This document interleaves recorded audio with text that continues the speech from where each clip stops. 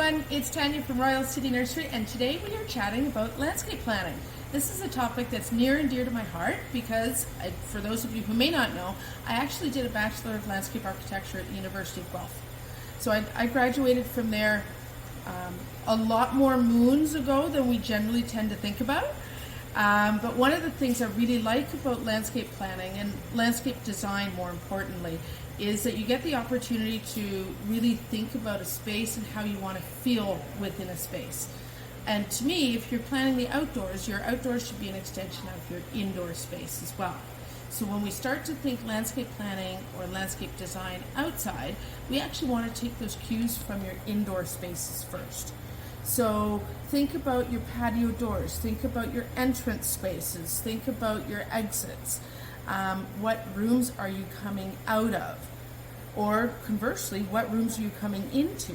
So if we're thinking about landscape design for your for the front yard, then typically we generally tend to think about that as an entrance space, right? The first entrance to your home is absolutely the door that you physically walk through into the hallway. But realistically, from an exterior perspective, your first entrance is actually the driveway. So think about your driveway space. How does that feel? Is that welcoming? Is it the colors you want? Does it reflect the personality you have? And then your next entrance space in the front yard is going to be it's basically going to be at the front walkway, right? So where the driveway meets the walkway itself. You've got that little corner. And you want a little bit of pop and pizzazz, because each one of these entrance spaces needs to say, hello, hello, hello, I'm an entrance. And it's a lot easier to do that. So way easier to think about, again, your front yard as an experience into your home. When we're thinking about design for your backyard, you need to think about that as an extension of your rooms from indoors. So if you're coming out from your family room or from your living room or even your kitchen and dining room, you're coming out from a space that you typically entertain in. So to come into a space where, again, you're entertaining, so you might come onto a deck or a patio, and you might come into that outdoor kitchen space, right? You want to keep your outdoor kitchen fairly close to your indoor kitchen, so then at least if you're carrying platters of stuff and you're carrying things back and forth, you don't have to go through the entire house and the entire yard to do that. But more than that, it's not just about having your exterior space be right against your house, right? So we go out of the house into an entertaining space, and now we need some features that are a little bit further away into the yard, so it actually makes you want to get to the yard. And that's the part where landscape design gets much more fun and much more unique too. Tanya, what about trends? What trends are you seeing? Because I know obviously there's a landscaping business here as well as part of the garden center and the boutique. What sort of trends are you seeing this year that people are asking for, and and then in like sort of the greater areas of town, what are you seeing? So absolutely, we have landscape designers on staff. There's actually 3 of us. My husband and myself, we met at the University of Guelph. And then we also have Jessica with us, and Jessica is our landscape architect, so she can help, and she works with a phenomenal woman by the name of Kate. And between the 2 of them, they can take care of just about anything that you need. When we think about trends, there's a few big ones right now. We're seeing a lot of interest in cutting gardens. So gardens that are suitable or have flowers that you'd be able to cut and bring indoors. So things like your tulips and daffodils, but even look at what can you cut throughout the season. Certainly attracting beneficial insects and pollinators is not just a trend, but I think it's a way of gardening that is here to stay. So we want to increase the population, absolutely. We also want to make that a much more habitable space for our pollinators and our beneficial insects. So we want to look at things like, do they have a water source? Do they have a habitat? Right? So we want to not just incorporate food sources, we want to incorporate sources that will make them feel a lot more comfortable and keep them around.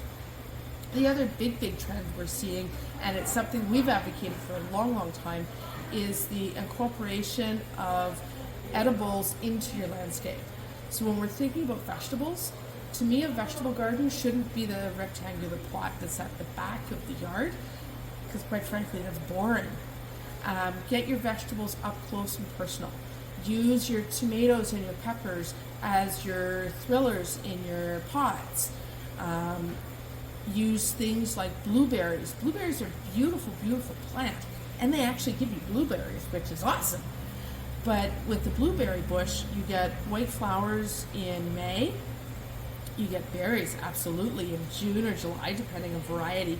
And then they turn a beautiful burgundy to red in the fall. So it can actually replace a lot of your burning bush or a lot of other ornamental plants. And incorporating edibles into the landscape, to me, is a big, big deal, right? We're looking at something where we have the ability to say, I did it myself. So things like including fruit trees as your ornamental trees. Then also including some of the other non-traditional fruits. So things like service berries or amalanca are a beautiful native shrub that get 15 to 20 feet in height. And again, you get 2 or 3 different seasons of flower from them. So incorporating all of those into your spaces becomes a lifestyle, not just a trend. We want to take your garden away from a trend, as crazy as it sounds, because it's a lot easier to maintain something that your personality is absolutely overflowing in. And the more we can take those trends and get them incorporated into your lifestyle, the more effective your landscape design is going to be in the long run. And just a quick little question, Tanya. For people's balconies, what are you seeing for trends for that right now? Honestly, the trends for balconies and even trends for indoor spaces, exactly the same as outdoor spaces. The only difference is on a balcony or in a townhouse, our gardens are a little bit smaller, right? So it just becomes a matter of scale. So for things like planters, again, get some really cool tomatoes. Maybe it's an heirloom tomato, one of the chocolate brown ones or one of the purple ones. So it gives you a slightly different color. Incorporate some basil. Use a purple variety, use a variegated variety of basil. And get those growing into your pots using some edible flowers like nasturtiums. And that's a really neat way of taking that trend and that idea to a space that's a little bit smaller. So you don't necessarily need to have a big garden to still be able to grow your own food. And then just lastly, I know there's been a lot of questions in the store about hardscaping spaces, and just wondered if your team is available to do hardscaping or anything like that. We love doing hardscapes, and that's something most people don't know about us.